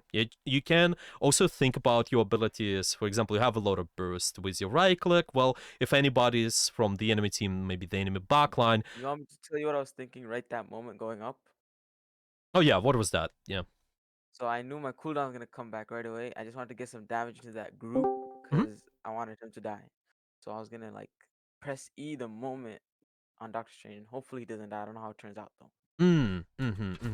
I see. Yeah, I think that might be reasonable. Yeah, just making sure that you still provide all what you do within the correct range, yeah? Because you're quite a mid to long range character, so I think you can do the same from that position to the left, for example. Yeah, that's why I'm saying just moving up here, because you take a little bit more pressure, then you realize I'm not the best spot, and then I have to move back a little. Might seem a little bit awkward, but if we could just maintain that, who knows, maybe you can provide some extra poke potential and just push the enemy back better. But if there's gonna be more tension, if the enemies, you recognize that your team's falling back, you still can fall back, but you can do it within the angles which you like to use on the character. For example, on Adam, yeah, the fundamental thing we talked about is kind of more longer range, in my opinion, yes, softer, so you can maybe fall back towards, even this space might be interesting, actually, in my opinion. Might be, this is not destructible stairs, by the way. You might think about falling back towards there later, maybe, if the rest of your team is also falling back this way, but all the fundamentals apply, yeah, what we talked about before, so you're not as not engaging in too short range. Just an example. Yeah, let's just watch one more fight. Okay, so we can, Yeah, I understand what you're saying. yeah, so we got this ability. It's a big kind of your like second ultimate. It's a big cooldown, but yeah, you stay alive. Right, some sort of poke there. Okay, can take deeper angle now. So see, again, there's a good opportunity when we're recognizing that, okay, my tanks are pushing up, my tanks are taking space. I can try to go deeper on the angle, use that opportunity, go to the left a little bit more, I think. By the way, the benefits. Another benefit from the angle, it's not only splitting the enemy attention, it's not only easier for you to just do damage on the characters, I think, but what you do as well, mechanically, it's easier for you to land shots as well, especially for something like Adam. I think it's really beneficial because the characters, if you're thinking about those guys, okay, they challenge this main here, most of them gonna strafe left and right this way. They will try to dodge shots, maybe just in general, they will try to move this way. But if we're trying to take more side angles, then because those guys are strafing against the most of your team this way, it's gonna be easier for you to land shots compared to if you just behind the enemy team. Yeah, you kind of, sometimes you might even have this perfect 90 angle on the team if your map allows you. Sometimes, yeah, maybe I can even sit here while the enemy team is right there. My team is taking the fights over here. Might be interesting and just makes it easier for you to land shots, as an example. Yeah, I want to make sure we cover everything. I think we can just jump in on this. I promise Thor as well. Yeah, let's watch that one, just another one as well. But hopefully all of that what I mentioned makes sense. Just look at I think it's Michael. I'm sorry if I'm not pronouncing your name correctly, but I believe you're in the chat as well. Yeah, Mike Lee. Yeah, Mike Lee. Yeah. Yeah. Let's watch yours. Okay. And this is from tank's perspective. Yeah, we gotta just synchronize the pressure with most of our teammates. Really, when your team is ready, you start absorbing attention, and it's gonna be good. Let's watch. And I really like Thor as well, to be honest. I think interesting character. Yeah, you got quite a lot of mobility and can play deep angles a lot of times. Let's watch. Okay. So we, let's just go to your POV and starting off getting poked from the main right away. Yeah, there's Moon Knight poking us. It's fine, but now really good decision. So see, you kind of go for the setup, what we talked about on our first part. Yeah, you're trying to go for the good angle for you. On Thor, you can create more perpendicular angle. Maybe you can try to go more in the back. Maybe if the map allows you. But this is decent setup. Nobody's challenging you yet in here, so that's nice. Remember those examples we talked about on Psylocke. Psylocke takes the position, and there's gonna be quite a lot of attention. Remember the Sparker example at the start, yeah? They had to challenge the angle, deal with another Psylocke. Yeah, here, as a sword, you don't have to deal with anybody, but then use your Awaken form, and what happens? Yeah, there's quite a lot of attention on you. So see... Yeah, I think might be dead there. It might be dead there right away, yeah. So what's the mistake? What's the mistake there? What do you think? Mike Lee, yeah. Yeah, I think maybe the target I should not focus on Olmoa, but maybe on Luna that is on the ground. So different target. Okay, what about your position? Is it a good position for you to be at? Yeah, maybe position was good, but I should go on the ground and focus on some closer target. Exactly. I think the timing wise, it's kind of feels relatively fine. Well, most of our team, they able to capitalize on our pressure. However, when you're in this form, it's really important that you isolate your engagements, I think. You gotta try to pick your engagements, try to isolate the pressure. So, well, one, you can use corner. Second, you can try to just take 1v1. Anybody you notice taking 1v1, I think, will be real good decision. But here, because you end up at the space where there are multiple people can focus you, then becomes complicated. And see, we kind of end up in the space where your team is not able to capitalize on your pressure as much, yeah, because your team, they are fighting here, yeah, they're fighting this space, they're fighting the street in there. It's quite complicated for them to follow up, yeah. I think this is kind of the main problem with this engagement, yeah. So definitely choose the target on the bottom, yes, closer, but fight the street, yeah, fight the street, or you might even fight this if you get closer later, but definitely need better synchronization. Yeah, we don't want to be as isolated, not fighting the same area with the rest of the team, I think.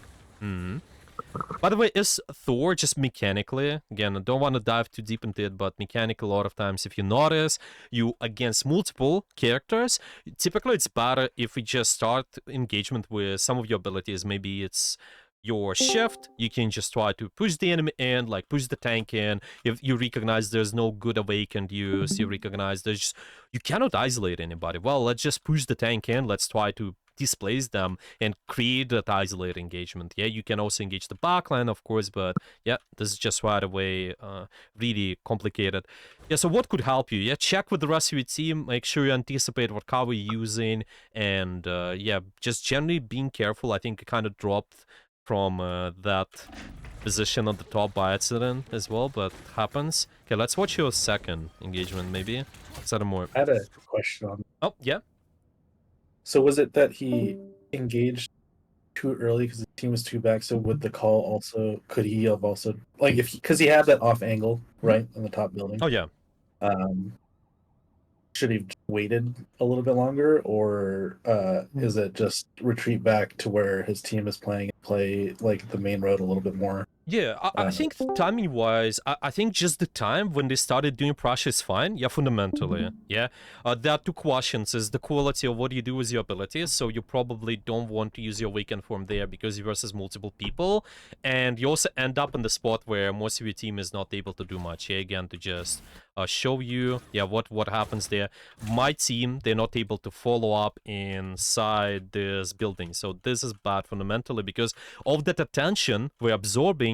It does not make it useful for your team. They're not able to capitalize on it. Yeah, maybe our Black Panther or our backline, the Magneto, your second tank, they're just not able to use that. So I think the time is okay. I would just potentially do that this way. So you engage just with normal abilities first, because it versus multiple people. If you are isolating something, yeah, if you recognize there's 1v1 engagement, then I think Awaken form is gonna be fine, usually. Of course, there's some niche situations as well when you use your Awaken form early, but typically, yeah, that's how I would go about it, yeah.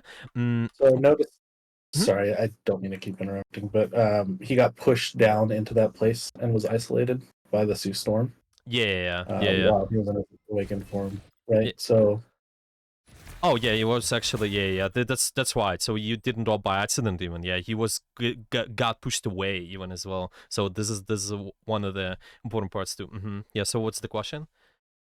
Oh, I was just wondering if that changes the thought process of the awakened form usage there when it wasn't an accidental drop down. With his position. Yeah. I think definitely. So you kind of when you start. So because in there, let's just dive into a little bit more details. Usually, what you're looking for with Awakened Form is when the fight is about to start, when there is real active, I like to call it brawl phase, the most of your team, they're able to be contributing to the fight. Yeah, recognize that, okay, most of my backline is ready. Usually, it's fine to use Awakened Form, but create 1v1 duel. And here I think there's a high chance, yeah, if you doing this, if I'm trying to isolate this target, then how I would do that? Well, I could maybe try to use this piece of cover and try to hide. Maybe I could go a little bit deeper towards here. Yeah, this could create 1v1 engagement. Yeah, this is still not ideal because this is really far, but this could save them. Yeah, potentially cover could help. Or another situation could just be when, yeah, because you recognize, just imagine there's a second person on this platform. I think if it's gonna be, they recognize they're facing multiple people, then yeah, not 1v1 engagement anymore. So probably there's even higher chance that you should be going for something like shift, try to just displace an enemy first, try to isolate an enemy first, like the enemy tank in this case, to do anything. Typically as Thor, I don't think it's too good usually to use your Awakened form from far, unless you recognize that your team, they just not let's say we're just gonna call it poke phase. Yeah, when most of your team is really far, let's say they kind of in spawn there. Yeah, and I can use my Awakened form early to just poke the enemy and farm all charge. I think that's okay. But when most of my team is ready, I want to be careful and make sure that the pressure is being in the right place and right area where my team can capitalize on, and yeah, isolate engagements too. So this is how, yeah, I would think about it. Yeah, probably would just to simplify. Yeah, cover, that's one thing. Another thing, yeah, if there's no cannot isolate the engagements, then let's try to create those, go for the hammer. There's no wrong or bad, let's say, one simple answer, yeah, one correct answer. There are multiple answers, all of those are fine, but it's just how you perform. Yeah, if I'm using the Awaken form here, then let's pull back a little bit more, use the cover a little bit more this way, or maybe even try to create more short engagement, like try to isolate, let's say somehow get on this angle with Black Panther. Yeah, this is okay to use my Awaken form as well, isolate an engagement this way, shorter. By the way, even better, in my opinion, yeah, if you have this one, but this is not too bad of an angle too. Yeah, stuff like that. I know it's kind of general. I'm trying to just make sure it's understandable for everybody, but yeah, if there are any questions about the specifics, let me know. Oh yeah, I think we can watch another. Just watch another fight, and we should be okay. Yeah, just one more. Or maybe no. I think it's time to just move because we haven't been on this replay a little bit too long. I think let's just go towards another replay. Exit. Okay, and we have. Yeah, so we have another section. Yeah, I just want to make sure we have enough time to cover everything. Let's just go towards another section and maybe review some replays later as well. Okay, just go back to presentation. Okay, after we just talked about the tank, yeah, to just summarize, we talked about the tank, how it's important to synchronize your pressure with the rest of the team, and also for the rest of you guys, DPS or again, I'm just gonna say DPS damage, duelists, and strategists, you guys need to synchronize pressure with your tank. After the tank engages, just right after they absorb pressure, you can usually engage. I think this is gonna be really good time in most cases because tank absorbs pressure. We can follow up.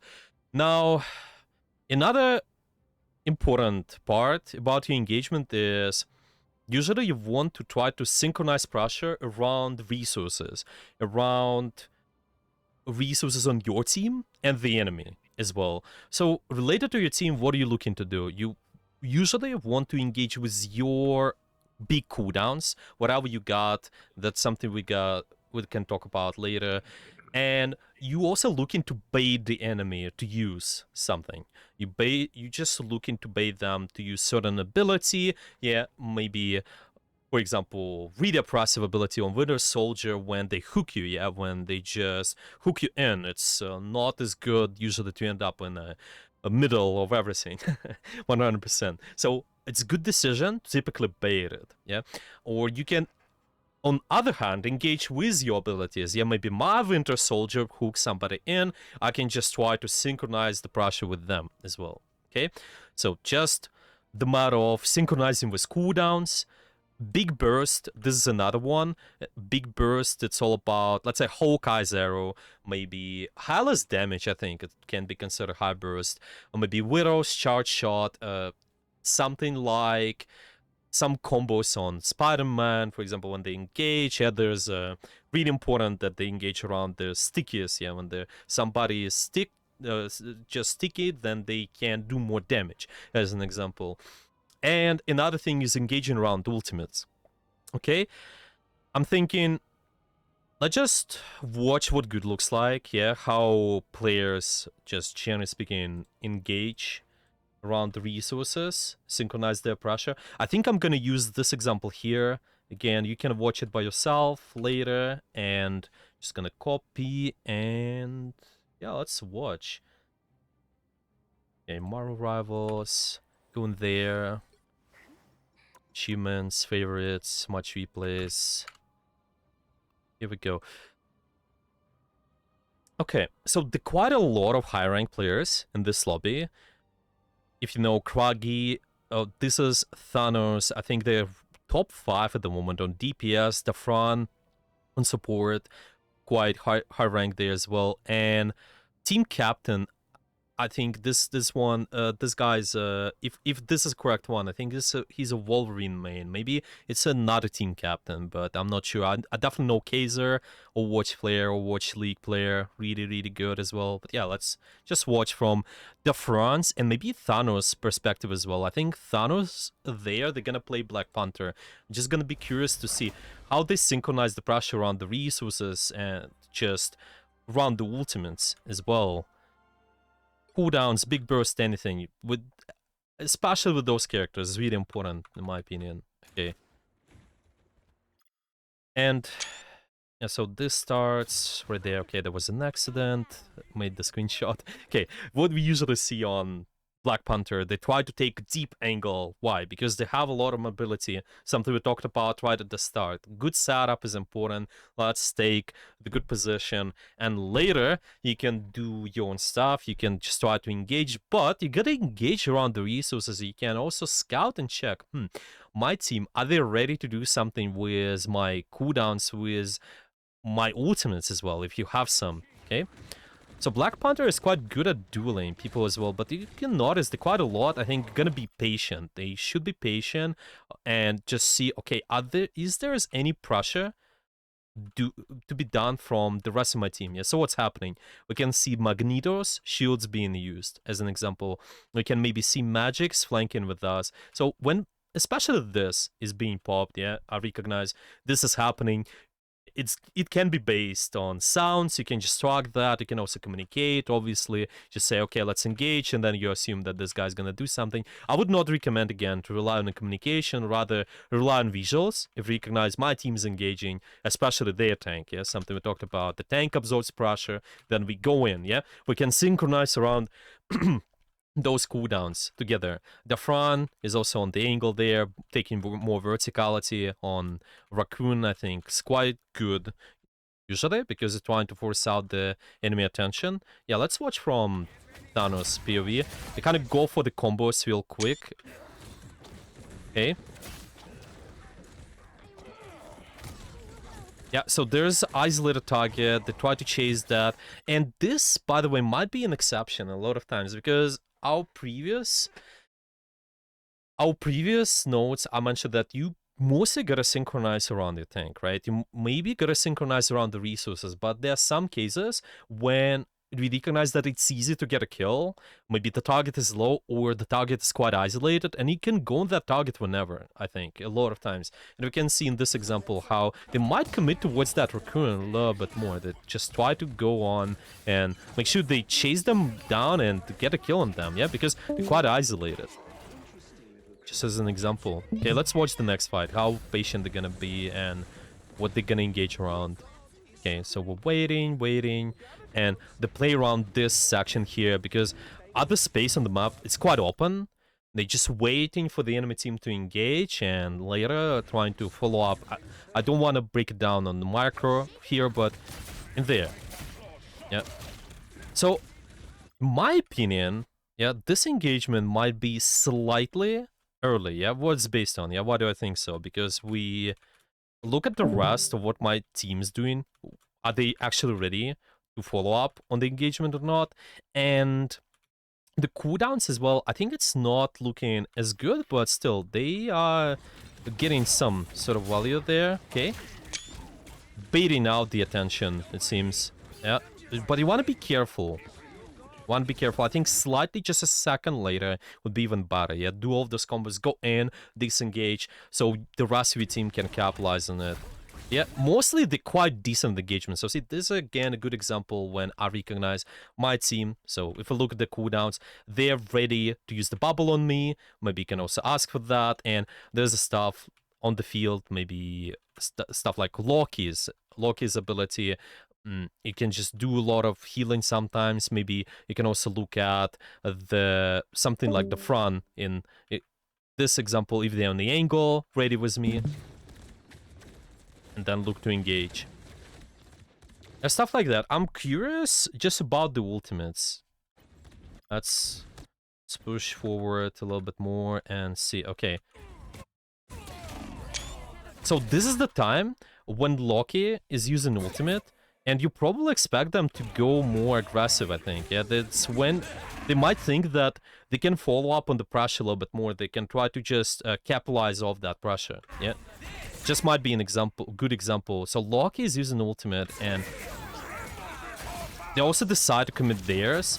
And why is that the case? Because more pressure coming from my team, more pressure coming from that Loki, and the rest of their team is just engaging, following up on that pressure. When is the best time to soft dive and hard dive? Good question. Good question. Soft dive is mostly for when you recognize that the resources of the enemy team is full, I think. If you're trying to just dive in, bait out big stuff, like for example, Magneto. Yeah, Magneto shields. Let's try to bait out. I think you recognize all those abilities are there. Big defensive. Also, CC ability. Anything what can stun you and just keep you busy. Yeah, just keep you stationary. Kind of maybe like C-rate ability or freeze. If you realize you're gonna be frozen, you cannot commit to engagement. I think you gotta sort of soft dive. Yeah, what we're referring to is just going in and baiting out the abilities, going back, and then later you can try to fully engage. But you gotta be careful, I think. You gotta be careful with soft dive, because if you mess it up and you don't have abilities for the actual engagement, when most of your team is ready, then might be difficult. I would just simplify again, soft dive, hard dive. Yeah, a little bit more advanced concepts, but might go with those later. Simplify it to just what we're talking about today. I think might be a pretty good decision. Also here you have to remember the magic team up, which lets play way more independently. Yeah. Exactly. Totally right. The team ups are also very important.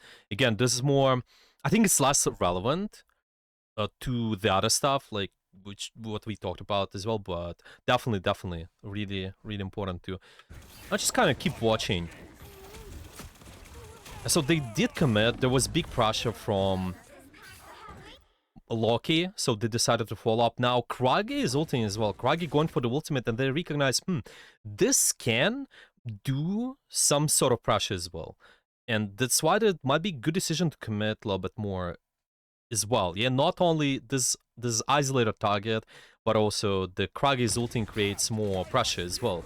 I think might be one of the good examples where you can try to engage, go deeper a little bit more. Yeah. Okay. Taking down the low target, that's fine. Kind of missed their primary fight there sometimes, but it's fine. Okay, going back, and yeah. Now go back to the engagement and see what are we synchronizing with now. There's a Raccoon's ultimate.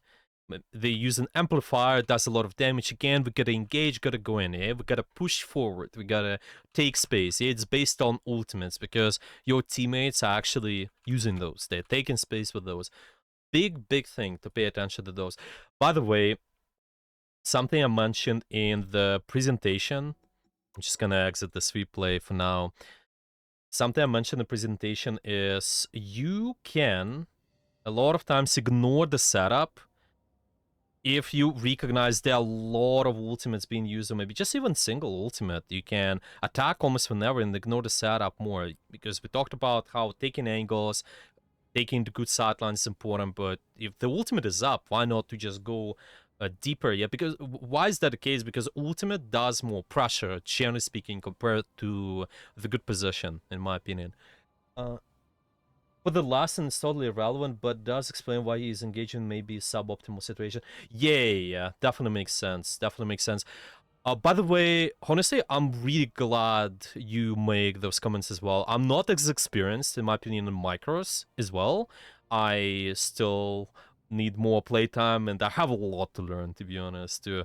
And this is nice. This is nice to just learn some additional stuff and make sure it's attached towards those more macro concepts, too. That's nice. Thank you. Actually, now I'm unsure if I'm just... No, it's good. No, it's good. It's definitely adding. It's definitely adding to the value. It's good.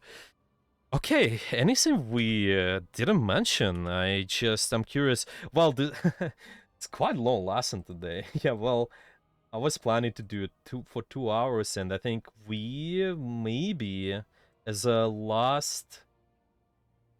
Yeah, just as a last thing, we can watch some other replays, just a little bit. I will choose the random one. Let's watch from perspective what we talked about here.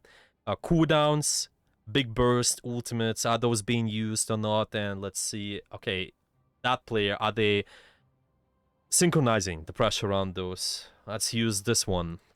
I'm sorry, there are a lot of replays. I will be glad to go over those later. Maybe one-on-one sessions someday later too. Okay, here we go. The player's name is Serial Hawkins. Maybe if you're here... if you Yeah, have any I'm here. questions. I'm a strategist. Yes. And I Perfect. think in that game, I think I used Rocket. Yeah, I'm pretty confident I used Rocket. If you hover where my name is, I think I did. No, Hmm. like keep going to the left. Like keep going to the left. Oh No, yeah, like, no, yeah, exactly. No, yeah, I Okay, see. that's what I thought. Yeah, that's Yeah, okay. that That's okay. game, Yeah, yeah. I couldn't tell you when I used Rocket, but I know I purposely did it. I just don't know when I did. I think I either did it at the second half or the beginning of half. I could not tell you. But the reason I wanted you to see this game, yes, I won MVP, blah blah blah. I still feel like I could have done better. Yeah. No, it's reasonable. I think we will look at the couple of the fights. Let's look at the first Cloak and Dagger and maybe a little bit of Rocket But as I know well. I started Cloak and Dagger. I'm pretty confident I started with them. Even though everybody keeps saying they're transgender, even though for whatever reason, they're not transgender. They're literally two different people. But hey, that's not here or there. Yeah, let's watch. Okay, so we got. So this map, yeah, quite familiar. Quite familiar now. Okay, where is your? Okay, so Savior? there I we think go. I'm Yes, asked- Savior. Yep. Hey, Here we it's go. me. Hey, guys, it's me. No, I'm joking. Sorry. Here we go. Okay, so we starting off. I think your Cloak and Dagger a lot of times, pressure should be a lot of times because we talked about the cooldowns. Yeah, we talked about the your team.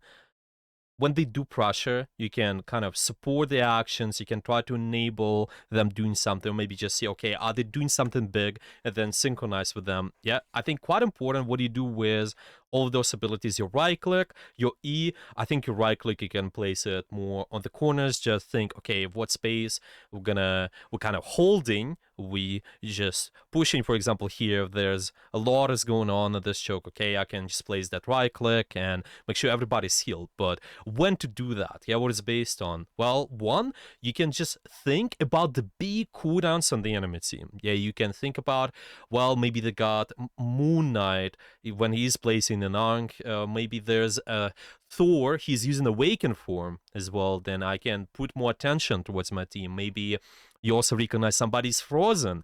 Okay, I can give them more attention and just start using my abilities as well. Stuff like that. It does not really matter as much what you do, just what order. I think a lot of times you use your abilities. Well, it's of course it's relevant, but it's more relevant that you just use it at the right time, in my opinion. That when the actual pressure happens, then I want to use that. And we can see right at the start, yeah, if we look at this ability, I think it might be not as important to use it now. But why? What is it based on? Yeah. So we see that Groot is taking some space. The Groot is just the recipe team that trying to go in. The Groot is low. It might be one factor. The HP is just half, but they're behind the wall at the moment, so they're not receiving a lot of pressure. So it might be good to just hold on until the ability little, maybe just heal them.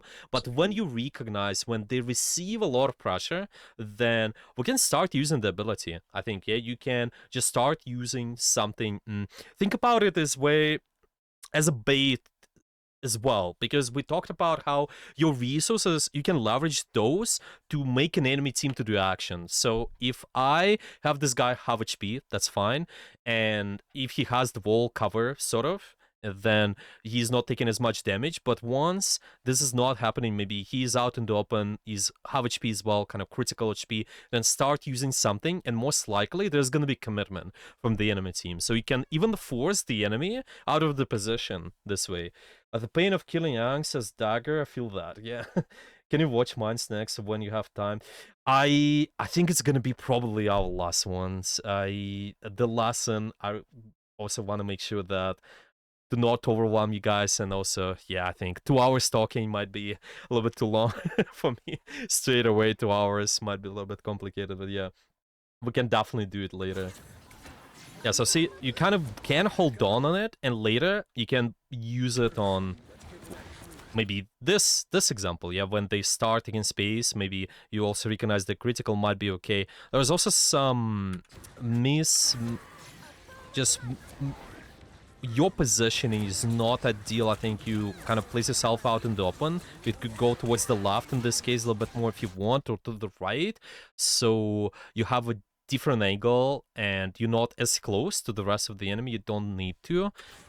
On Cloak and Dagger especially, you have decent amount of distance, decent amount of range, so should be okay. Yep. So I'll just watch a little bit more. Once our cooldowns are back, yeah, the fight is kind of chaotic.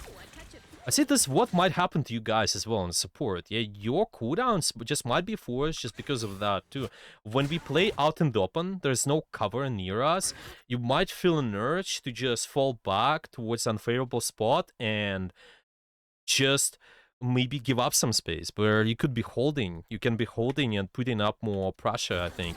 Yeah, what if I go towards the left angle, as an example, the ones we could be taking eventually and sitting there, or I could be using this wall. If I want to poke the choke, fine, I can use this wall and just keep poking towards this side and enable my engagement. And if I'm in danger, I just use that wall instead of playing out in the open and receiving a lot of pressure. Stuff like that.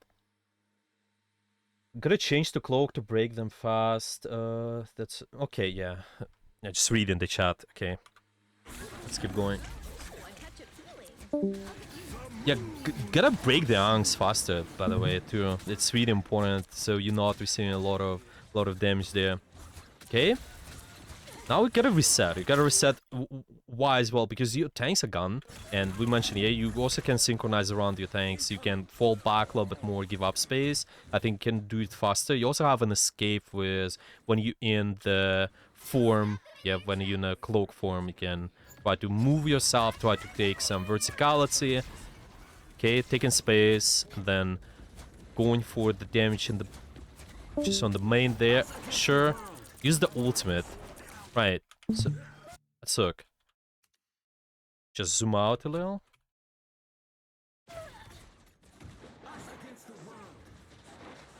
Okay, so might be slightly better if we wait a little bit longer with this, yeah, because our cooldowns and the rest of your team, they're just not able to follow up on that as much. I think it would be rather better to try to just set up first, in my opinion. Try to get a slightly better angle and maybe even force the enemy to go on you. Yeah, maybe force out some attention. Let's say a Thor goes on us. He invests some of the abilities. Maybe even Moon Knight, maybe there's somebody else that go on you, doesn't matter who. And then you start using ultimate, and then in addition, when trying to synchronize with something, yeah, maybe trying to synchronize with, okay, my Doctor Strange is walking, maybe I'm enabling somebody from, let's say, my Winter Soldier is walking in, but now it just seems kind of more of a, well, it's good to be proactive, but just invest in the setup first, I think, and then it will be even better while you... This is an example, yeah? Yeah, I'm still end up in the open, so there's quite a lot of pressure on us too. So might be forced to use the cooldowns earlier too, like your healing especially, yeah? Okay, I think it's time to end. Well, we kind of... I think we're pretty much done with the presentation I made, and I'm gonna share it with you guys as well, and the recording too. You can watch that later. But so far, yeah, maybe are there any questions? Any questions you want to ask? Final questions. Yeah, I just see a couple of people typing. You guys can also just ask with, if you can unmute, it's fine.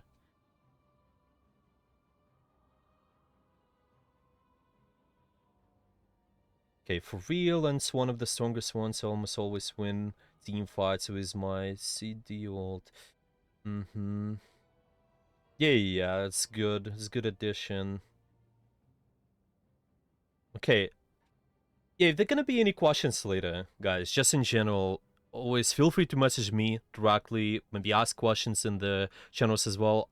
Keeping an eye on those. I will keep an eye on those more starting from today. I will try to answer if there are gonna be any questions as much as possible.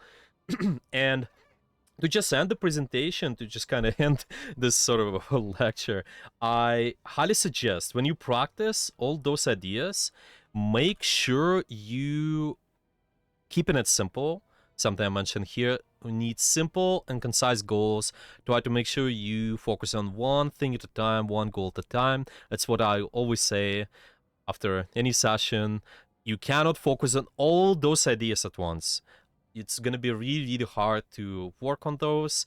You're gonna be overwhelmed. Just pick one simple idea. For example, think about your setup first, or think about how you're synchronizing around your tank, and it will be just fine. It will be just good enough. Simple goals, those are gonna make it easy for you to climb. And by positive goals, I mean you need some sort of goal where you always get something out of it. So instead of focusing on wins and losses, might be good to just have as a goal something general, what gives you an improvement all the time. For example, today I'm improving at angles. Today I'm improving at what space I'm using as a tank, or maybe how I synchronize as support or DPS with my tank. Stuff like that. Also, really important part as well, warm up before your game session. 10-20 minutes before is real important. Start being slow and good first. Make sure you're able to execute all those abilities, or maybe mechanically, or maybe the setup, what we talked about today first. It's okay to start slow. Later you can build up the speed, pretty much. So you said to not be hard stuck to polish game stuff like the stuff we talked about right now. Well, sure. It's one of the biggest. It's only one fundamental topic we talked about today. I know it's pretty big, 2 hours lecture, but later we're gonna talk about more. I wanna keep it this way, so we focus on fundamentals first during those classes, and later I'm also gonna do the breakdown on maybe some other topics, maybe more just advanced stuff, but I will see. I will probably keep the same structure, but might make some adjustments. I will be open to any feedback you guys got. You want to message me directly, or just post stuff in the channel? What do you want to see more? What do you just want more from those sessions? I will be glad to help. Will be glad to adjust. Can you upload the presentation on its own? I have a very fun question for you. Oh yeah. So let's say you're in a quick play, you know, you're warming up, you're in quick play, all of a sudden you see 5 duelists already. How do you convince one of them to play tank? It's a joke. I'm trying to like present you a joke. Yeah. You want to hear the answer? So, Convince them Uh-huh. convince them to play Mr. Fantastic. That's the route to go. Just convince them to play. Just be like, "Yo, Mr. Fantastic's OP, bro." That way, you get your tank even for like 5 seconds.